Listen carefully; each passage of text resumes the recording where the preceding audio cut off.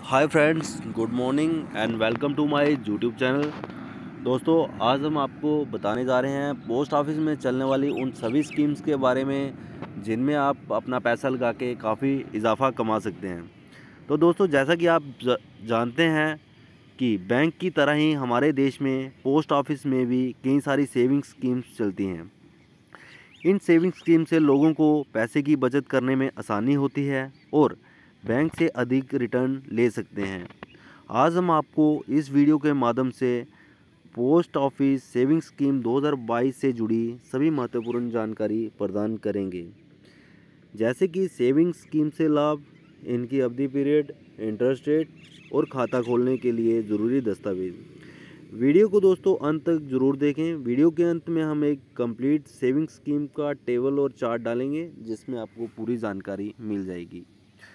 तो आपको बता दें, पोस्ट ऑफिस में चलने वाली saving scheme recurring deposit, time deposit, monthly income scheme, public provident fund, national saving certificate, senior citizen saving scheme, किसान विकास पत्र और सुकन्या समृद्धि अकाउंट। इन सब स्कीम में रजिस्टर करने के लिए आपको जो दस्तावेज चाहिए वो निम्नलिखित हैं, जैसे कि Aadhaar card, PAN card, passport size photograph, mobile number, निवास का प्रमाण पत्र। और इसमें सबसे बड़ी बात है कि आपको इंडिया का होना बहुत ज़रूरी है। तो चलिए हम आपको बताते हैं जो सबसे फर्स्ट स्कीम है, national saving time deposit account. ये सरकारी बचत अधिनियम 1973 की धारा 15 के प्रावधान के अंतर्गत national saving time deposit account आरंभ करने की घोषणा की गई थी। इस योजना के अंतर्गत खाता 4 परिपक्वता अवधि के लिए खोला जा सकता है। इस खाते पर दी जाने वाली ब्याज दर नियमित बचत बैंक खाते की तुलना से काफ़ी अधिक होती है। दोस्तों, ब्याज दर परिपक्वता के साथ भिन्न होती है। इस खाते में कम से कम आपको 1000 रुपये की राशि रहना आवश्यक है। लाभार्थी द्वारा इस योजना के अंतर्गत रुपये 100 का भी निवेश किया जा सकता है। इस खाते को व्यक्तिगत रूप या संयुक्त रूप से अधिनियम 3 व्यक्तियों द्वारा संचालित किया जा सकता है। ये national saving time deposit account को माइनर खाताधारक भी खोल सकता है। तो ये थी दोस्तों national saving time deposit account.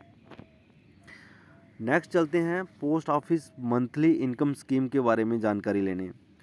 तो इस स्कीम में इस योजना के अंतर्गत निवेशक को प्रति माह उनके निवेश पर एक तय आय प्रदान की जाती है। इस योजना में निवेश करने की न्यूनतम राशि 1500 रुपये निर्धारित की गई है दोस्तों, तथा अधिकतम राशि 4.5 लाख तक सिंगल होल्डिंग अकाउंट तथा 9 लाख ज्वाइंट अकाउंट के लिए निर्धारित की गई है।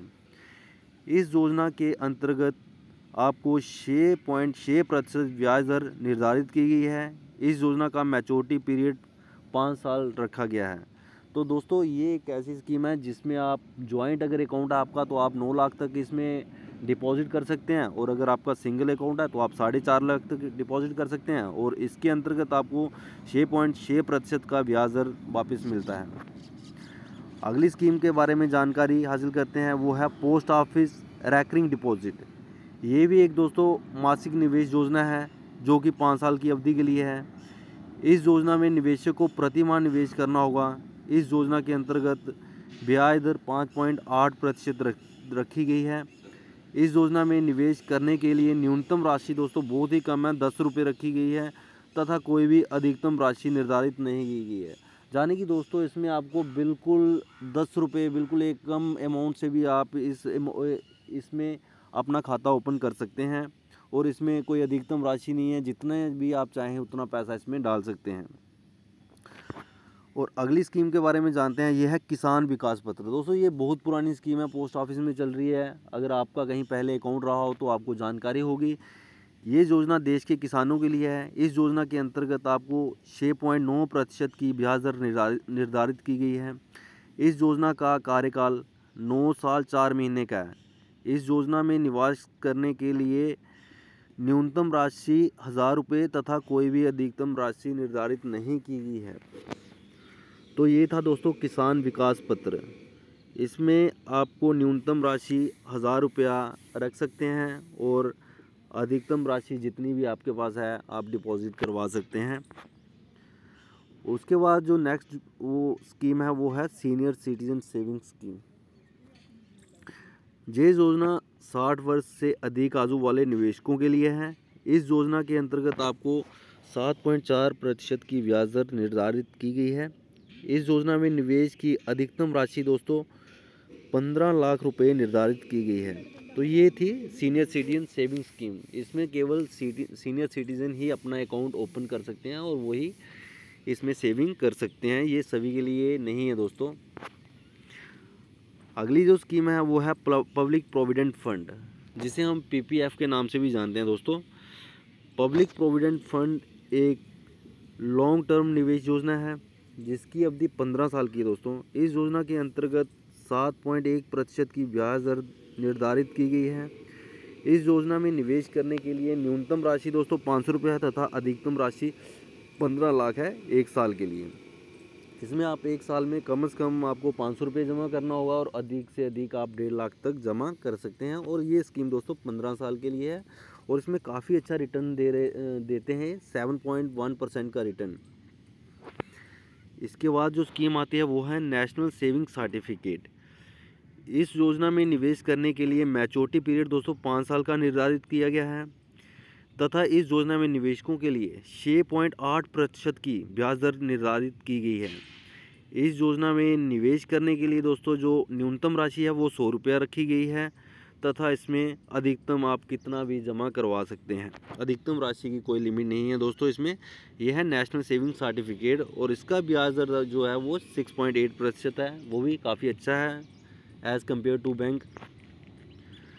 उसके बाद जो अगली स्कीम है दोस्तों ये तो बहुत बढ़िया है, सुकन्या समृद्धि स्कीम। ये हमारे देश की जो बेटियां हैं उनके लिए है। इस योजना में लड़कियों को लाभ पहुंचाने के लिए रखी गई है।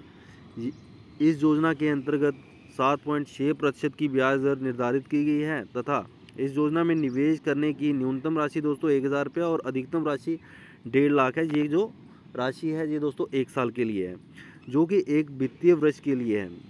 इस योजना के अंतर्गत खाता खोलने से लेकर 15 साल न्यूनतम राशि का निवेश करना अनिवार्य है। 15 साल तक दोस्तों इसमें आपको निवेश करना पड़ेगा। उसके बाद जब आपकी बेटी 18 साल की हो जाएगी तो वो उसे विड्रॉल करवा सकती है अपने इस्तेमाल करने के लिए। और जो दोस्तों पोस्ट ऑफिस सेविंग अकाउंट है, जैसे कि हमारा बैंक में भी एक सेविंग अकाउंट रहता है, वैसे ही हम अगर पोस्ट ऑफिस में सेविंग अकाउंट खोलते हैं तो उसमें अगर कुछ पैसा हम रखते हैं तो उसमें जो रिटर्न देते हैं वो हमें वो 4% है, जो कि हमें पोस्ट ऑफिस दे रहा है। बैंक इससे कम देता है थोड़ा। और पोस्ट ऑफिस में सेविंग अकाउंट में 50 रुपये की न्यूनतम राशि रखना अनिवार्य है। और जो पोस्ट ऑफिस में हम सेविंग अकाउंट खोलते हैं उसमें कम से कम दोस्तों 50 रुपये रखना बहुत ही ज़रूरी है ताकि आपका अकाउंट चलता रहे।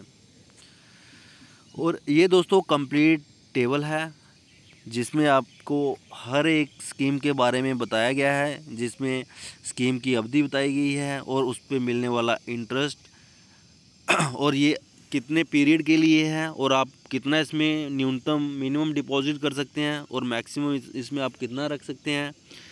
इस सब की जानकारी इस टेबल में दी गई है, तो आप इस टेबल के माध्यम से पूरी जानकारी हासिल कर सकते हैं। और दोस्तों अंत में मैं ये कहूँगा, अगर इस वीडियो से रिलेटेड कोई भी आपको जानकारी चाहिए होगी, जहाँ कोई डाउट आपका जो आपको क्लियर नहीं हो रहा है, तो आप हमें कमेंट बॉक्स में आकर बता सकते हैं। हम आपके डाउट को ज़रूर दूर करेंगे।